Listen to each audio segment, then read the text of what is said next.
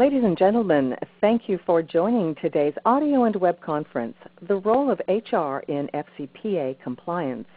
Today's speaker is Tom Fox. Today's call is being recorded. If you would like to send your questions in to Tom throughout the program via the web presentation, please go to the chat pod located in the lower left corner of your screen. Type your question in the text box, then click on the blue Send Message button. All questions will be answered at the end of the presentation. If you need CCB CEUs for this conference, please refer to the email you will receive from FCCE staff with detailed instruction. This email is sent out upon completion of the web conference. A copy of today's presentation is available in the conference material pod located on the left side of your screen. And now it is my pleasure to introduce today's speaker. Thomas Fox has practiced law in Houston for 30 years. He is now an independent consultant assisting companies with anti-corruption and anti-bribery compliance. He was most recently the General Counsel at Drilling Controls, Inc., a worldwide oil field manufacturing and service company. He was previously Division Counsel with Halliburton Energy Services, Inc., where he supported Halliburton's software division and its downhole division. And now, without further ado, welcome, Tom. When you're ready, please begin. Sandra, many thanks. I'm very honored to be here today to visit with you and the group on the role of HR in FCPA compliance. I need to add that I've recently added a new title, which is the Compliance Ambassador for the Red Flag Group, to my list of titles. So with that, slide 2 is a partial list of my publications. I write extensively on all things FCPA compliance related. I also blog every day at FCPA Compliance Report. I podcast several times a week. I try to stay abreast of all of the issues and developments in the compliance community so that I can have the opportunity to visit with folks about what I think some of the best practices are. And today we're focusing, of course, on HR. This slide is a diagram that I purloined from a person in the HR field. And this describes what I think is the best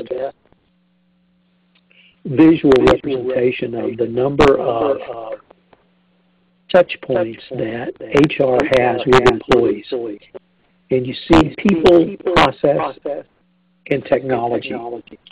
And it starts with sourcing, then goes to recruiting, onboarding, performance, succession development, compensation, offboarding, and planning. And each one of those touch points is an HR touch point. But within the context of compliance, if you work with HR, you can have a compliance touch point at each one of those. So I'd ask you to think about this diagram throughout my presentation and think about where a compliance touch point could be inserted into the overall HR role of compliance. But if we use this diagram, thinking about sourcing, and by here I mean interviewing, moving to recruiting. Sourcing is looking at the backgrounds of people to determine if there's going to be a compliance problem. Next, move to recruiting. In the recruiting process, you can have HR discuss a company's ethics and compliance program in the context of doing business ethically and in compliance. So why not have the opportunity or take the opportunity to have HR begin that discussion in the recruiting process. Next, in the onboarding process, if you set the expectation in recruiting, in the onboarding process after someone is hired, you can reintroduce the subjects of ethics and compliance. And in the recruiting process, of course, I mean all of the interviews that a prospective employee might have in your organization.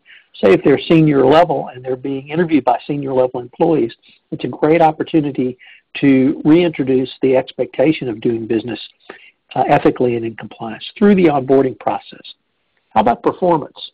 Well, in performance, obviously that is how someone's doing on their job. So here you can have HR help you with a performance review which would incorporate some component of compliance and ethics. That could mean whether they've taken the training. It could mean whether they have become a compliance advocate. It could mean a wide variety of things, and it can lead to part of an annual assessment, and indeed part of a discretionary bonus at the end of the year could be dedicated to compliance and ethics. So you could have I've worked at a company where we had 10% of our bonus was specifically dedicated to had we met certain metrics around compliance and ethics. But once again, this is a uniquely HR function, and it's a touch point HR would have. Then moving to succession and development. I'm going to talk about this a little more at length in my presentation, but if someone is promoted and HR is involved, and HR is always involved because they always have to do some sort of paperwork, but if you are looking to put succession plans in place, if you're looking to develop employees, this is the day-to-day work of HR. And think about the number of times you could have HR discuss compliance and ethics in the succession and development program. Compensation. I talked about compensation in the context of performance, but now I'd like to reintroduce it in the terms of, once again, an annual discretionary bonus. What about having some part of your bonus be dedicated directly to how someone has done in compliance? And then finally, offboarding. Many people will not think of the HR function in offboarding as a way to communicate compliance, but I would urge you to consider that it is. And by this I mean take the opportunity to, when you have an exit interview the employee about, or at least ask some questions about, have they observed any violations of the company's compliance and ethics program? How about violations of the code of conduct? Why is that important? Well, one, you get that information. So I live and practice in Houston, and as you know, the economy of the energy companies now is not good. And many people have been laid off, and I've talked to a lot of compliance officers, and they have worked very diligently in the offboarding process to bring a level of dignity to those who have been laid off, but can also have that conversation about compliance. You get that information, but it also gives you the written record that if somebody later comes back and claims, well, this company was doing illegal conduct under the FCPA and we knew about it all along, you've got the offboarding or the exit interview, which ties into their statements then. Is it bulletproof? No, but it's one piece of evidence that you can use if you ever had to answer to a regulator or some other type of civil litigation arose. So I really found this diagram very helpful to think about the specific types of inputs that HR would have that you can use as a compliance officer, and I hope you'll consider these throughout the presentation. I've broken the presentation out a little bit differently, but I wanted to give you this visual and think about all of the touch points that you could create for compliance in each one of these around HR. So first of all, I need to talk about recent enforcement actions involving HR because this is really something new to the FCPA compliance field. And it started last summer around or with the enforcement action of Bank of New York Mellon. Then it continued through February of this year in Qualcomm. Both of these cases were the first two cases which specifically held that the hiring of family members of foreign government officials could be an FCPA violation. In Bank of New York Mellon, it was 2 sons and 1 nephew of employees of state-owned enterprises. The state-owned enterprises were sovereign wealth funds from unnamed Middle Eastern countries. Qualcomm, it was the sons of Chinese state-owned enterprise officials who had direct business relations or contract ability to award contracts to Qualcomm. And what got these companies into trouble was not that they hired the family members, but that the family members didn't meet their hiring standards. So this is where HR needs to be able to say, this does not follow our standard HR process, our standard HR internal procedures and internal controls around hiring. So in Bank of New York Mellon, for instance, the 3 individuals, the 2 sons and 1 nephew, They did not meet the bank, and this was for a summer internship. They didn't meet the educational requirements. They didn't meet the postgraduate professional requirements. They didn't go through the standard interview process. There was a European interview and a United States interview. They, when they were onboarded or brought on, they were paid separate and apart and indeed above what standard summer interns were paid at Bank of New York Mellon, and their internships were extended beyond the summer, so that they even got a more in-depth look and work experience at Bank of New York Mellon. All of these were outside the standard internal controls and internal processes at Bank of New York Mellon, and it was very clear that the father and uncles had specifically requested that the sons and nephew be hired and had interceded directly on their behalf with Bank of New York Mellon officials who then interceded with HR. So completely around outside the hiring process or an exception, and this is something that when an exception arises, it has to be duly noted, reviewed above the first level, and approved, which none of this was done with Bank of New York Mellon. Qualcomm was even more egregious for a couple of reasons. First of all, the son, there was one son particularly, who did not, he was interviewed by Qualcomm, but it was specifically noted in the interview notes of this son that he did not meet the minimum standards for a Qualcomm employee, and indeed he would be a drag on whichever team he was assigned to. It was a very stark statement in the enforcement action itself. So when you have that type of information, when you have someone who doesn't meet your minimum standard and they're hired anyway, obviously there's some other reason for that. Additionally, the EVP in China loaned one of the sons $75,000 to buy a house in the United States during his employment tenure with Qualcomm, clearly outside the Qualcomm code of conduct and something that should not have been done. So I have listened to presentations by chief compliance officers for very large corporations, and one thing they have made clear is you can hire the son or a daughter or a family member of a foreign government official.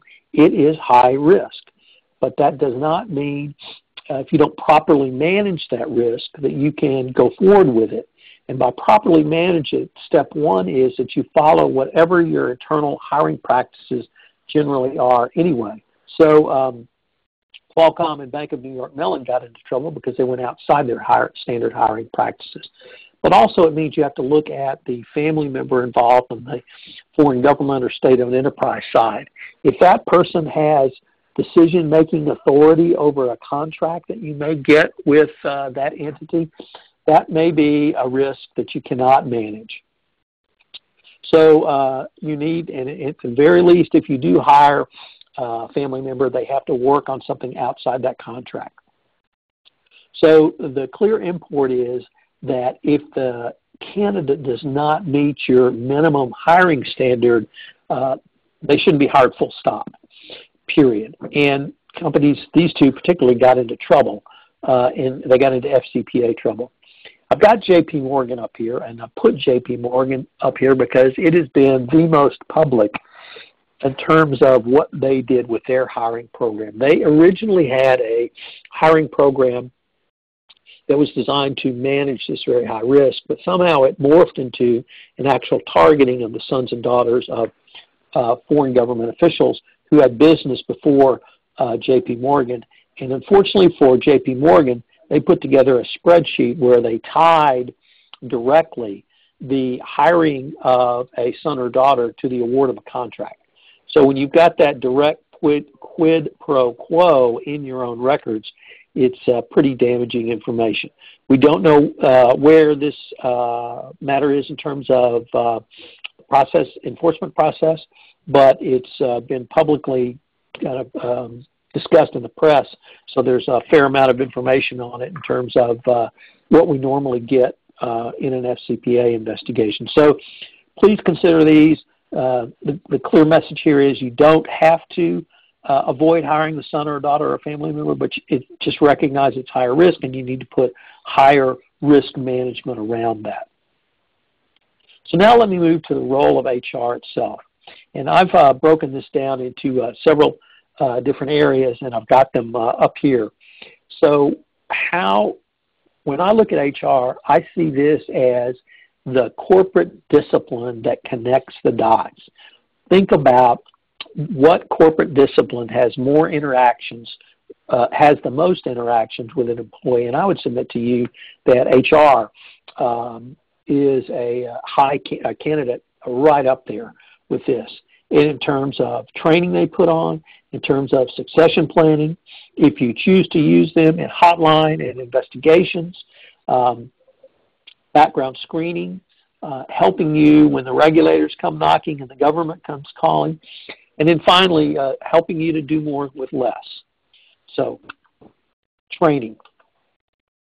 What are some of the approaches to training? Well, typically you get, or I would say traditionally it's been viewed as two approaches to training. One is a rules-based compliance approach, and the second is a values-based ethics approach. If you've ever had the privilege of putting on training in the United States, you've probably gotten a question that I got several times along the lines of the following. Look, Tom, I don't need to know all of this stuff. What I need to know is the rule. Tell me the rule. Tell me how far I can go, and I'll go up to that line, and I won't step over it. That's kind of a U.S. salesman's idea of what the compliance is. It's rules-based. Tell me what the rule is, and I'll try not to step over it, or I'll commit not to stepping over it. And if I do, sorry that I stepped over it. In Europe, you tend to get a little more values-based approach. So where they recognizing that there's innumerable numbers of rules, and you can't always know all of the rules. So with a little more specificity, here the rules-based approach is certainly favored in the U.S. People want to hear the rules as clear and sharp as barbed wire, and then employees need to know where the line is. Now contrast that for a moment with the negatives, or I get to the values-based approach now, but the negatives, there really are too complex to reduce to 10 commandments or 100 commandments. Many people feel like if you teach rules, you're only going back to kindergarten. If we wanted to set out all the rules, you could have 100 pages more of rules. And then training can devolve into a condescending list of do's and don'ts.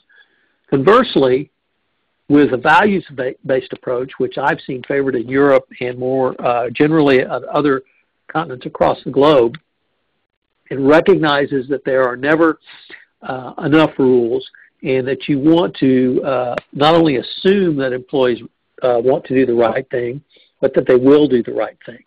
So a values-based approach is more general, but this is one of the areas where HR's pre-employment screening and then touch points in the recruitment process, you in the interview process, and then on the onboarding process can help communicate these values.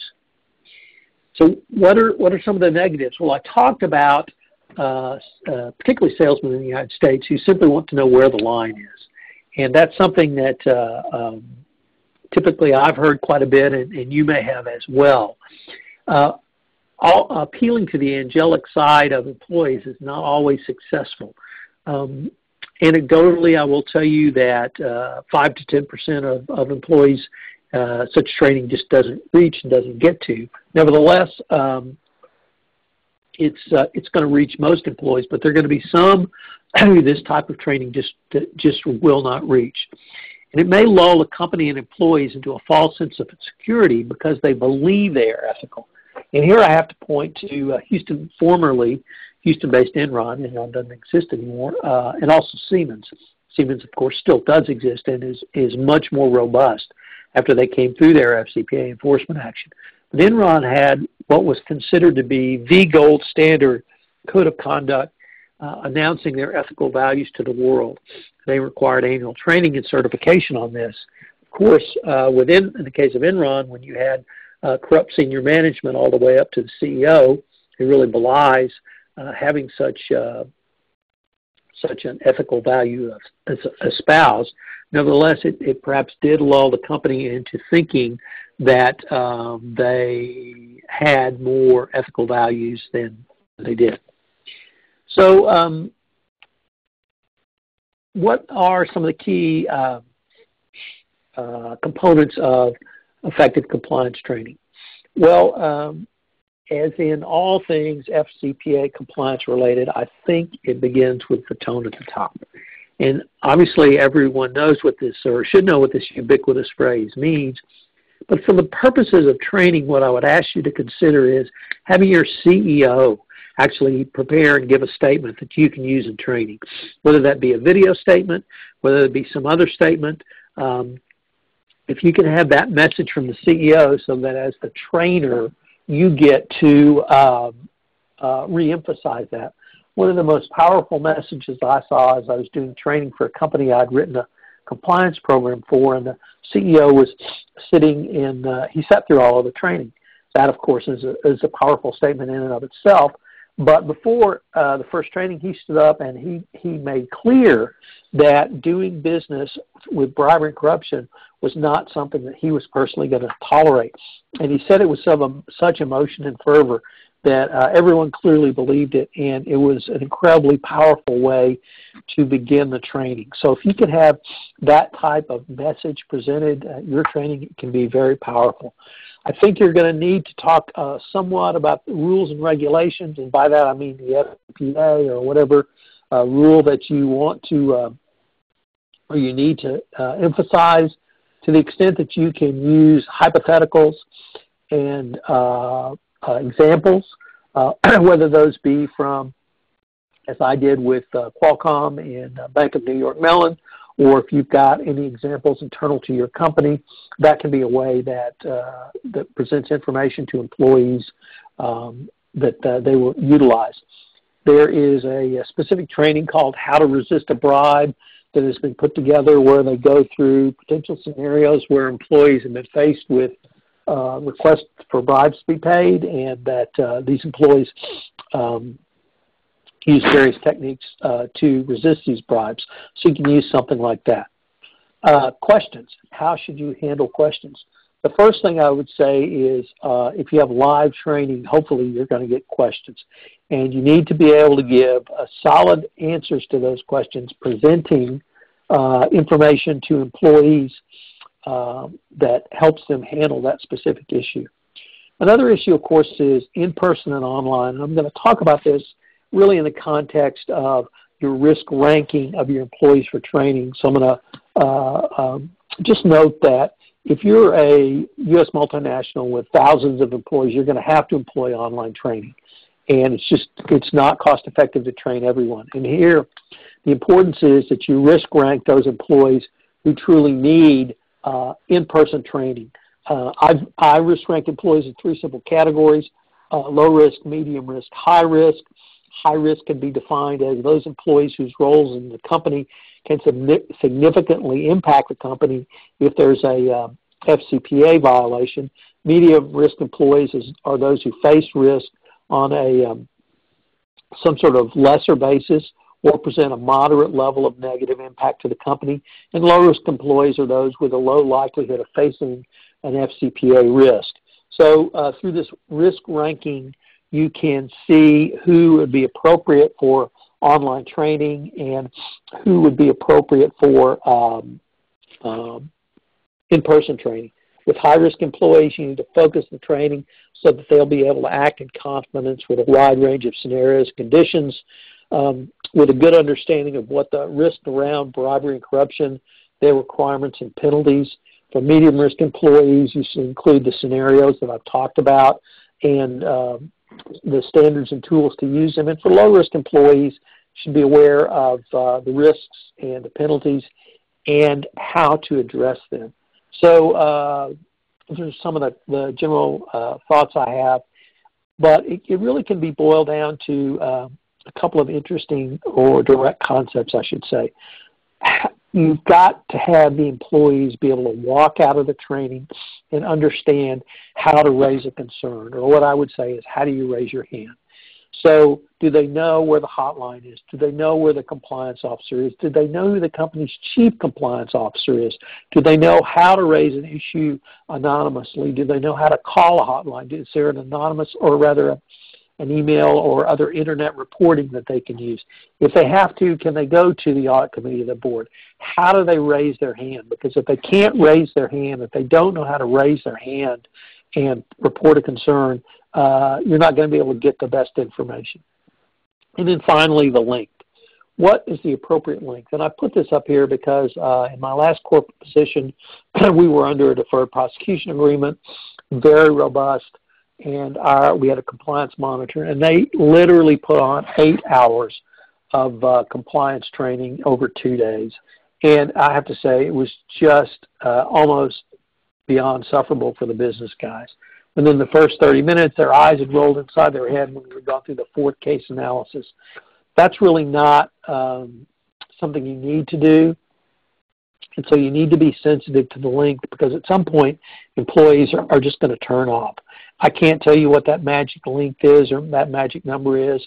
I would say at the very outside, 3 hours of live training. But if you're going to do online training, I think you're really limited to an hour. But you may have different thoughts on length. So whatever your thoughts are, that's really, you need to try and figure out a specific length. Next up, succession planning. And here I'd like to focus on, first on promotions, then we're going to look at performance management, and then leadership development. But on promotions, and here is, I have to quote, I wish I could say he's my friend, but certainly the former tennis great Andre Agassi, which is perception is reality.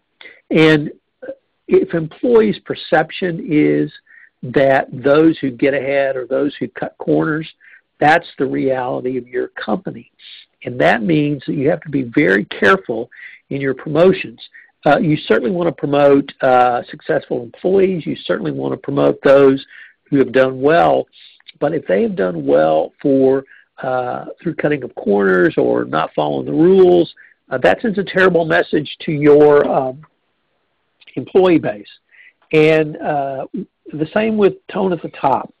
If leadership has blind spots and send mixed messages, that's really going to destroy what you're trying to get across from the compliance perspective. So, and then finally, the mixed message. And that's, you're not only going to punish the negative, but you promote the positive. So on promotions, you've really got to ask HR to be a part of this discussion and consideration, because you want to promote employees who are going to, who have not only talked the talk of compliance in your company, but walk the walk of compliance, because people below them will see and observe and notice who gets promoted. And that's an important signal that you'll send. Next is performance management systems. So these are designed to measure and reward behaviors as well as the results, or I would say probably through the results. So if you simply say, I'll get promoted, I'll be compensated, I'll be rewarded through making my numbers, what's that message? I talked about having a part of your discretionary bonus as covered by compliance. But the same is true in succession planning. So in the succession planning, what performance systems do you have that you can point to from the compliance perspective? Operation. Is it consistently applied or variable according to the tone of leadership? I talked about that a little bit in promotions, but what's the signal that management is saying? And then measuring and rewarding leader performance in the area of compliance. How are your senior top people rewarded or not rewarded in the area of compliance. And I haven't even got to the point yet of clawbacks or something like that, but how is senior management considered or rewarded through this process? So all things to think about in terms of your performance management system. What about leadership development? And if there is one area that is certainly suited to HR in your organization, it should be leadership development. This can be as specific as HR handling leadership development through internal training courses, but it can also be HR hiring outside consultants, experts, subject matter experts to come in and train leaders. But here is where you have a great touch point that HR can provide to insert a compliance message. So you want to focus on leadership behaviors as well as business excellence. You want to identify early on leadership risks and develop plans to mitigate. And you want to build trust and recognize the benefits of that trust that comes or results from that trust. So when there are promotions, when you look at performance management systems, those are clearly 2 points, but think about the role of HR and compliance in terms of leadership development. This is a clear time, place, and mechanism by which you can deliver a constant compliance message. And this, using all three of these or in all three of these areas, I don't think is going to induce compliance fatigue because you're rewarding behaviors either that have occurred in terms of doing business ethically and in compliance, or you're setting people up to be rewarded through leadership development, which focuses on leadership behaviors, modeling and demonstrating compliance and ethical business practices. Next up, hotlines and investigations. Here, I really advocate using HR as an adjunct resource in hotlines and investigation. And the reason I suggest using them as an adjunct is many of the hotlines that companies originally put in place went to HR because they were typically HR issues. And HR has generally developed some type of process to triage the initial complaint to see what needs to be done going forward. So a critical component of any hotline program is how it should be responded. And I've got some statistics up here, and your experience may be different, but I've generally found that 20% are unfounded, and those can be as unfounded as someone took my parking place or someone leaves their food in the refrigerator too long, to something like that. Some require immediate action, and then the vast majority require some sort of consistent workflow towards resolution. With the passage of Dodd-Frank and whistleblower component, and now the extensive use and rewards to whistleblowers we've seen from the Securities and Exchange Commission, it's become more important that companies have a protocol in place to quickly and efficiently get compliance or other related complaints to subject matter experts who can dig in and do a preliminary internal investigation or get it to outside counsel if it even requires that. So I really advocate that HR can be a huge help to you in this area, particularly in terms of this initial, what I would call triage on your potential response. So what are some of the other things that HR can help with? They can help you in communicating what violations may have come in that you can use as teaching examples. So I've got up here published examples. But many companies that will actually build some of their training modules around violations that have occurred, and they strip out the identifying names to protect everybody, but they use these as examples. Conversely, if someone violates the code of conduct or your compliance program and they're terminated for that, that's certainly something that you could internally publicize if that's on the public record. HR usually understands a systemic versus localized problem. So this is an area that you can consider using them for to help them get a greater understanding. The next point, if you've ever heard me talk, you know I say the three most important things about FCPA compliance are the following. Document, document, document. Well, here we've got tracking, tracking, tracking, because it's important that you track every step in your response to something that comes in through the hotline.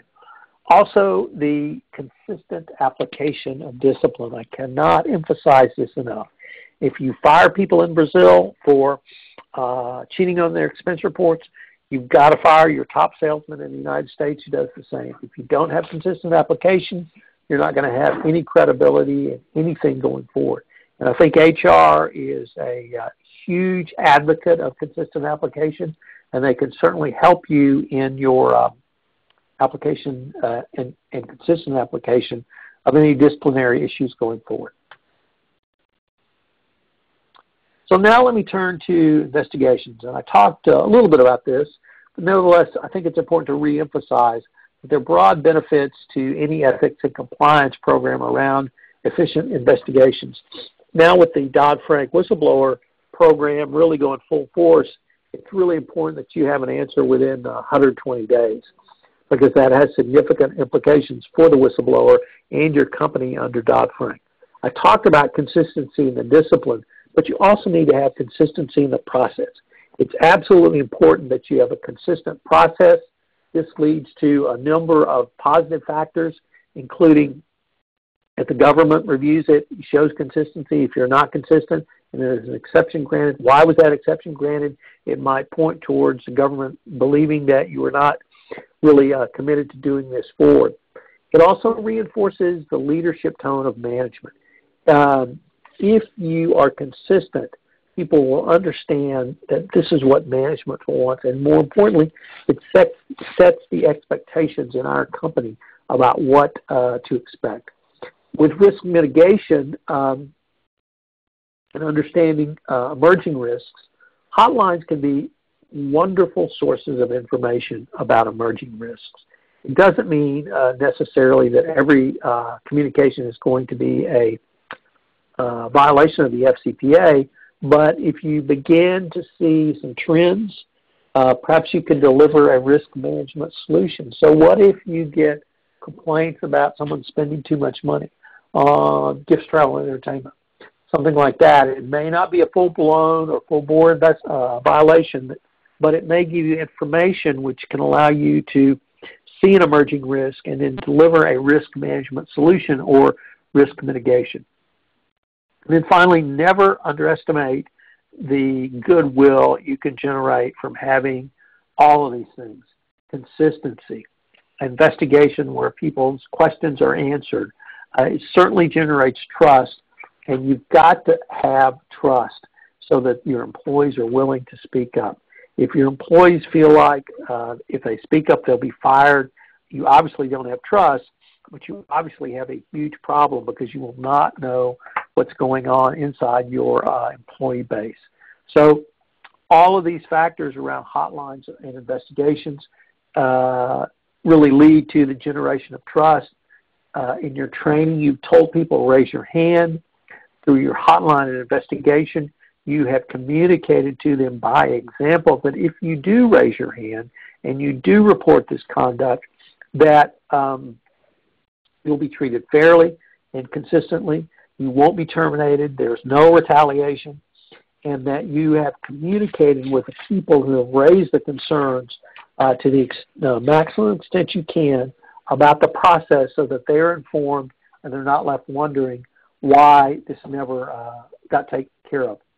It's a little bit outside the hotline, internal company hotline example, but really the best and most powerful example I ever saw is I was at a conference where it happened to be at an export control panel, and one of the audience members raised his hand and said, "You may not remember me, but I reported my then employer directly to you as a whistleblower 6 years ago.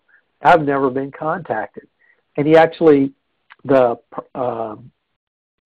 Department of Commerce lawyer he had reported to was on the panel, and for some reason there had been no communications back and forth. So a very powerful example of how you can lose trust if you don't communicate with your employees. So I've got the communication of the results, but consistency, discipline. You've got to be consistent. I cannot emphasize that enough. The Fair Process Doctrine requires that you be consistent in your application of discipline going forward. So let me talk a little bit about background screening. I think everyone certainly listening to this podcast understands the need to perform due diligence on third parties. But how about background screening of your employees? This is uniquely suited to something HR does all the time. Obviously, we have routine civil, criminal, and credit background checks.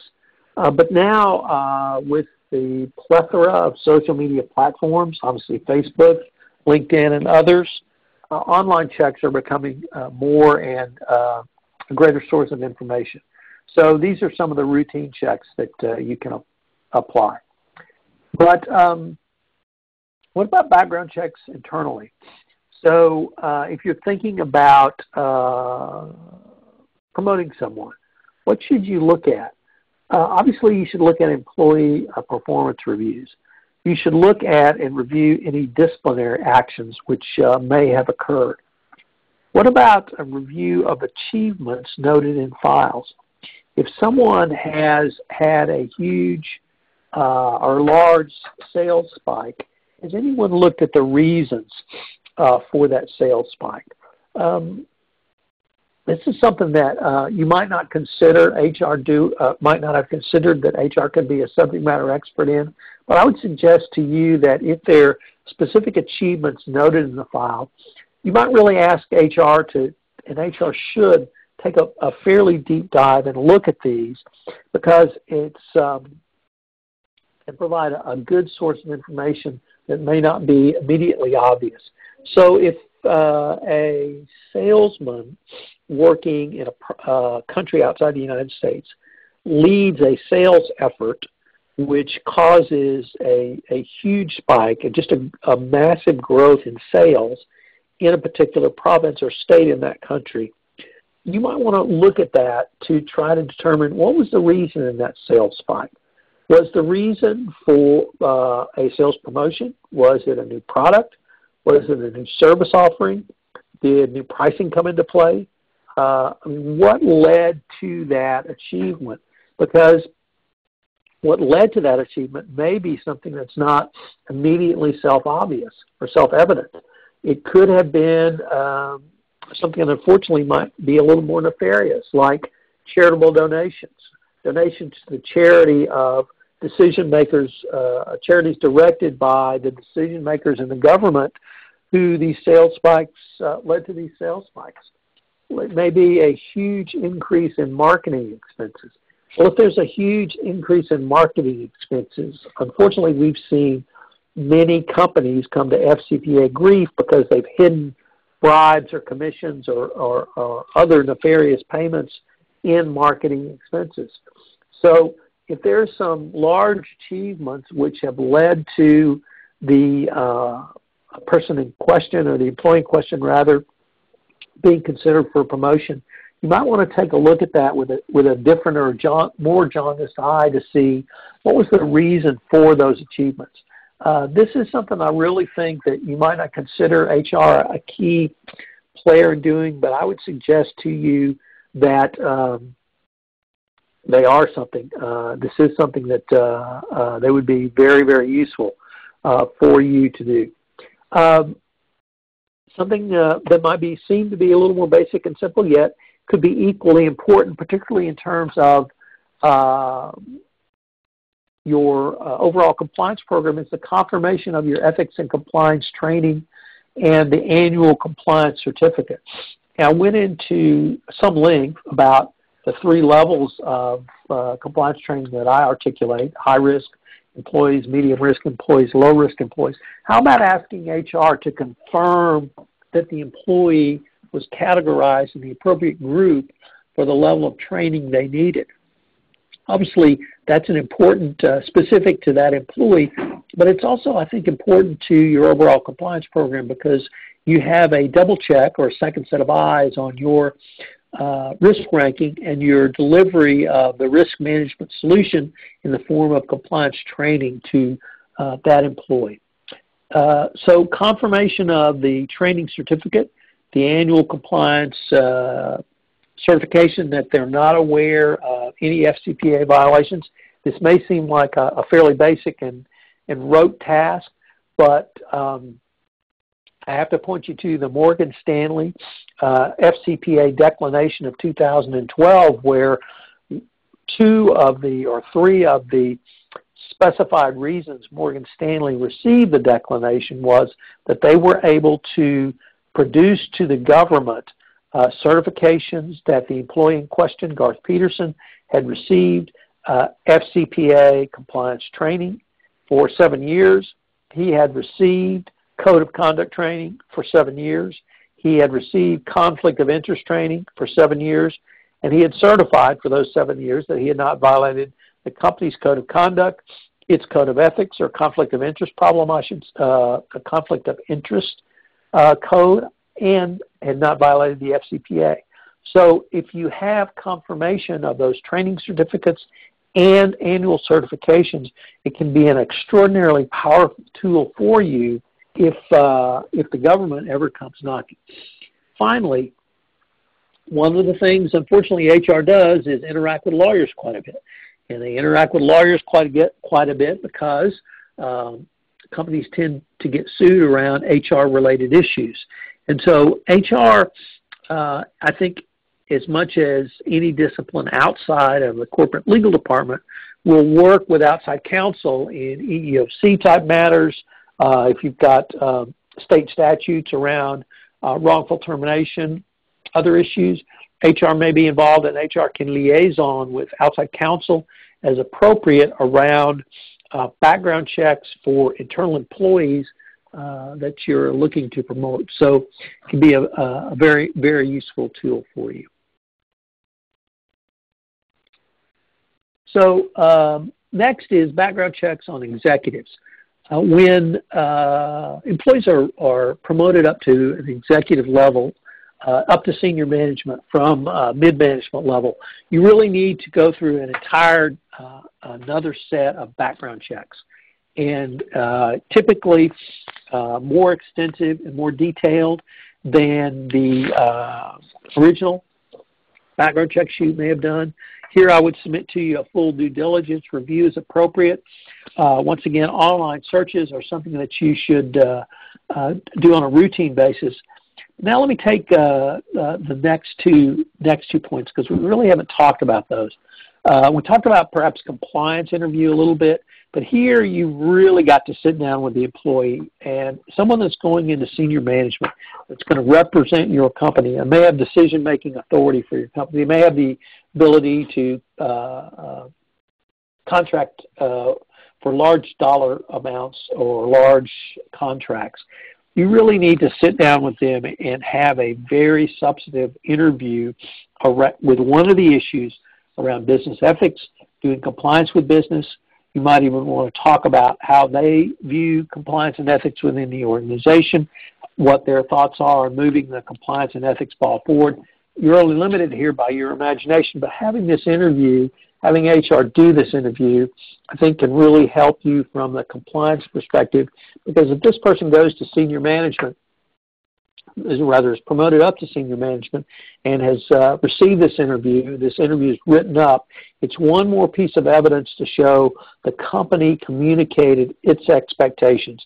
And if you'll think back to that, the original diagram I had about the HR touch points, when you take someone up to the next level, you really need to take the extra step to communicate not only the expectations, they will do business ethically and in compliance. But as senior managers, they're going to become a role model, and they may become an actual advocate for compliance. They may become a compliance ambassador in your company. And is that something that that they're going to be comfortable with and that they're going to move forward with? And then finally, how about a review of compliance and ethics of a candidate's prior employers? So the first time I was confronted with this, I said what I think is a standard answer of, oh my gosh, I can't call up a prior employer. They can't give me any information. And this was when I was at my prior position. We were under an FCPA deferred prosecution agreement. We had this monitor, and they said, well, you better figure out a way to do it. Well, I did. And I finally was able to find a friend of a friend of a friend who made an introduction.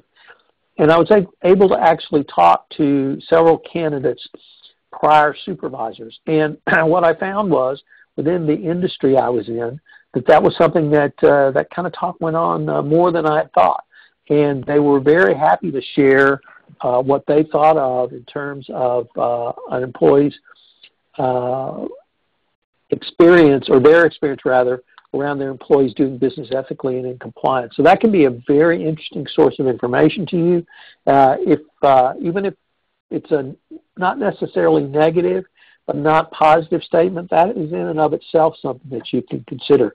If it's enough to make you raise a question, I think that it's something that you can consider and you should consider, particularly when you're going to promote someone really up to the senior executive level. So how can HR help you when the government comes calling? Many people, I think, immediately think of obviously going to the legal department, compliance department, and outside counsel, but I would suggest to you that HR can be a large or an important or useful adjunct for you in the compliance function as well. So what are some of the things that HR can do? Well, because of what they do generally in terms of other types of claims that brought against a company, such as employment, such as EEOC, and other kind of employment-related issues, they really already have many of these processes in place and protocols in place, so they can retain hard copies of records. They can help you retrieve data from IT systems. They can identify potential witnesses. They may know where former employees are. They can be an adjunct to you on conducting interviews and or either using the protocols you might establish, or they may have established protocols for doing this sort of thing. I've talked about HR in terms of the hotline, but now let me talk about amnesty, because this is something that comes up from time to time, and it was really pioneered by Siemens. And Siemens used amnesty in the context of an FCPA investigation, quite powerfully. What Siemens did was offered employees who had information around the bribery schemes amnesty from termination or prosecution if they came forward. And they ended up doing, I think, 2 30-day periods, perhaps a third 30-day period. Now, if it was someone who was actually involved in bribery and corruption, the amnesty would not apply to them. Those people are probably not going to come forward anyway. But if you can offer amnesty to some employees, this could be a powerful incentive for them to come forward and talk about what they know. It may not be admissible evidence in court, but it may lead you down lines of inquiry that you had not previously considered. So if you find yourself in a situation where you think something's going on, you might consider amnesty, and HR could be a useful mechanism to help you not only think through the implications of offering amnesty, but actually articulating the amnesty program going forward. So external, how can HR help you if and when the government comes calling? Well, they could, first of all, identify any and all HR vendors who might be involved. To the contractual extent possible, they could require disclosure from third parties. If it's not contractually possible, they can help you collect the relevant data. They can help you suspend any suspected third parties and they can help you to reevaluate procedures in the light of the allegations brought forward. So they can be a very useful tool for you with your external vendors as well. So next up, doing more with less. And this is something that I think everyone struggles with. We struggle with it in the compliance function really on a daily basis. If you're in this season a deep funk like the energy industry is in Houston, you may be doing less with less. But I think HR can give you a unique mechanism that you can actually do more with less than what you have potentially in your compliance function. And the really the guy that taught me this is a fellow named David Bunker. He used to be the chief compliance officer in Houston for Huntsman Chemical. He's moved on to another position now, but he was a solo CCO. And by design, that was the way they were structured. And David was able to utilize other disciplines within the corporate organization to help him actually put compliance and burn it into the DNA of the organization. And he worked extensively with HR, and I heard him talk about this several times over the course of his career at Huntsman. So I thought that this would be a good kind of a good end to how you can utilize HR. So so how can HR help you? Well, let me go to number 2 because I started with this, and it's connect the dots. And I should really say, in terms of using HR, this is after you have implemented your code of conduct, your compliance policy and procedures, and you have some maturity in your program. But HR, I really think, is uniquely suited to help you connect the dots going forward. And they have so many different touch points at each level of an organization. They can help you with tone at the top, tone at the middle, the message that goes to the bottom. They continually talk to employees about things like not only unethical behavior, but sexual harassment training, communications that are inappropriate in a business setting. HR can really help communicate, and they can talk to management about the things that management needs to say and to do.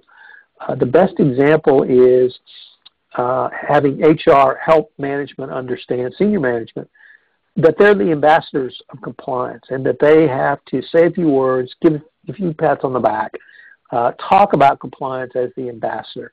And HR can communicate that message. Certainly yourself as the compliance officer, the compliance practitioner, you're going to have to do that. But you have HR doing that. And if you have HR then evaluating and making that a part of a standard metric for a performance evaluation of senior management and then compensating them on the meeting that performance metric, I think you can see how all of those dots can sort of be connected together.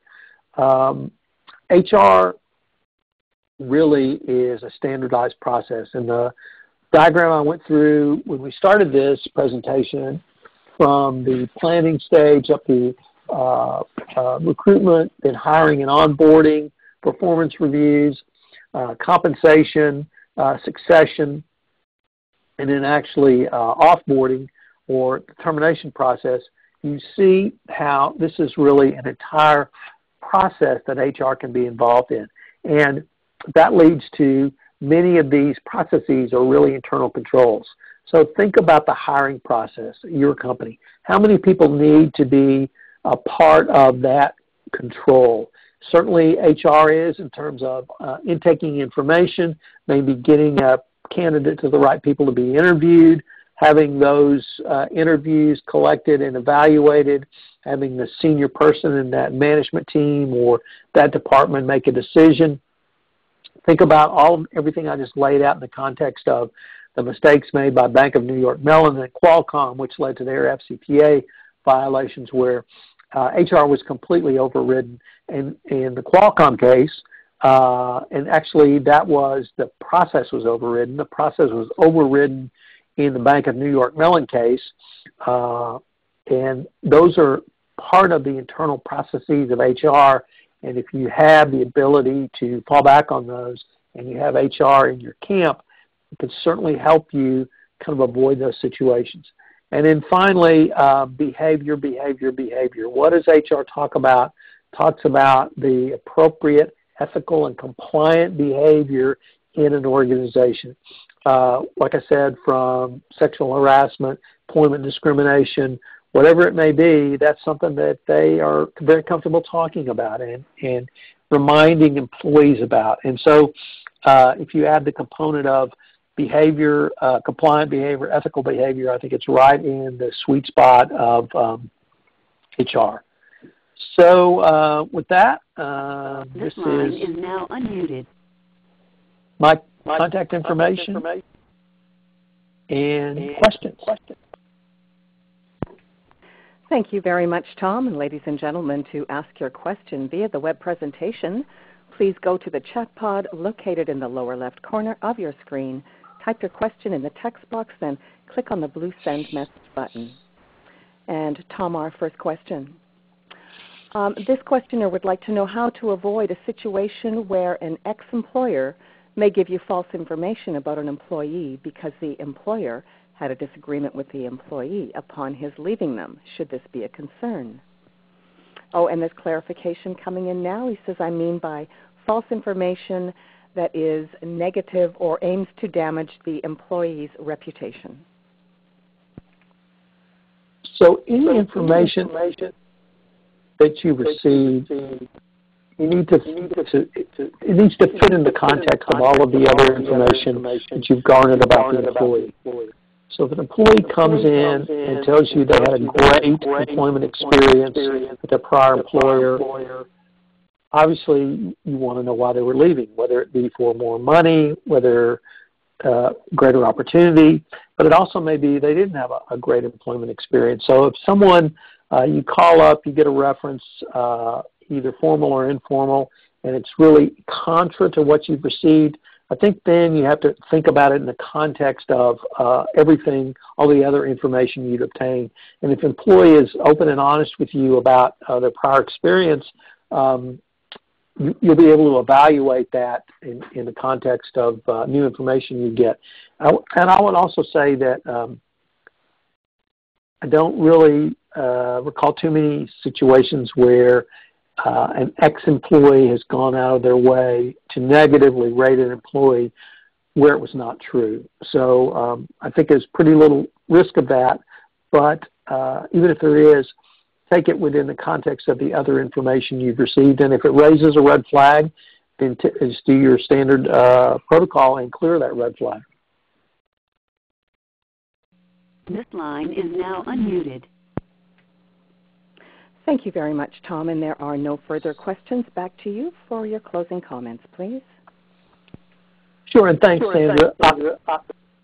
I put up the diagram, and I really would ask you to think about this diagram in terms of every touch point that HR has in an employee's life cycle, where you could insert a message or two or a process about compliance.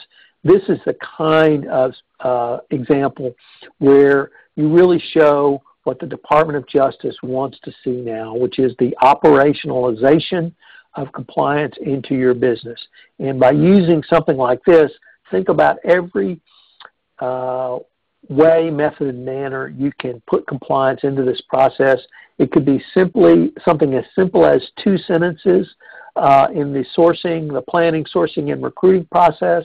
It could be a internal control around not hiring a son or daughter of a foreign government official without a different level of oversight, including a compliance perspective. It could be a part of a performance review. It could be a part of a discretionary compensation plan. It certainly should be part of your succession planning and your leadership development and even offboarding. Are you asking them, have they observed any violations of the code of conduct or any compliance program you might have in place? So use this diagram, think about it, and think about how you can use HR in your compliance program going forward.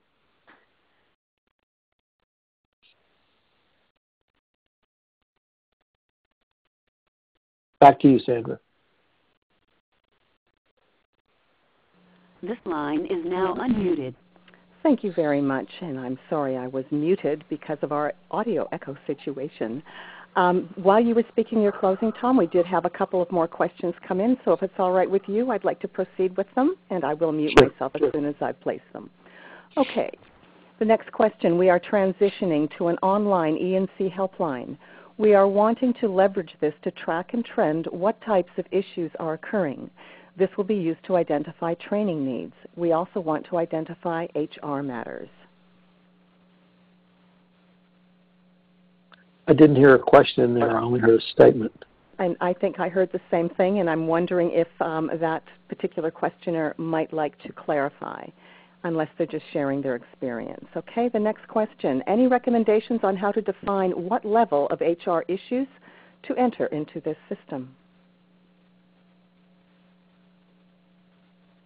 And I have to say there, I heard a question, but I don't understand it. Okay, we'll wait just a moment to see if we get any clarification, and I'll mute myself for just a moment just to see if we do, okay?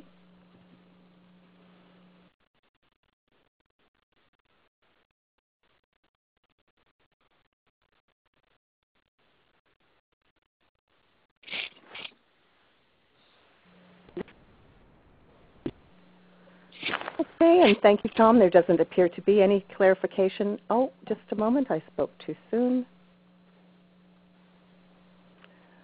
Oh, these two things together. All right, so I'm going to reread the entire thing. We are transitioning to an online E&C helpline. We are wanting to leverage this to track and trend what types of issues are occurring. This will be used to identify training needs. We also want to identify HR matters. Any recommendations on how to define what level of HR issues to enter into this system?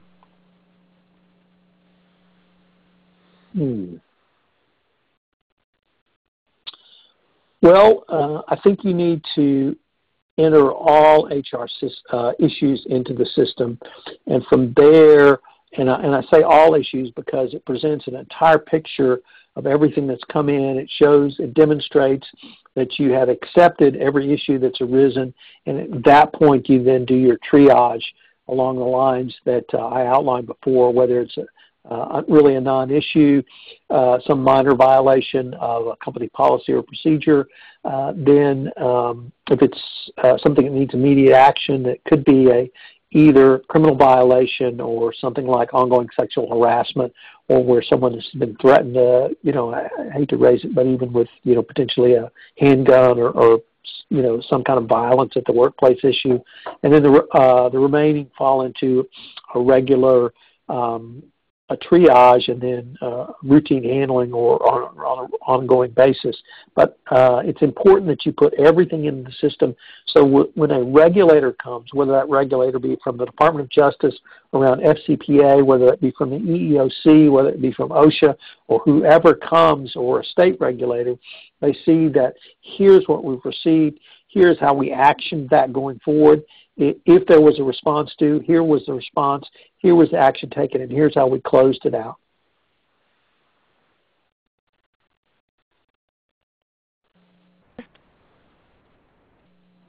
And thank you again, Tom. There are no further questions. And ladies and gentlemen, this is the conclusion of Role of HR in FCPA Compliance. Your speaker today was Tom Fox. And please don't miss FCCE's annual Compliance and Ethics Institute coming up September 4th through 28th in Chicago. On behalf of FCCE, thank you very much for listening, and you may now disconnect.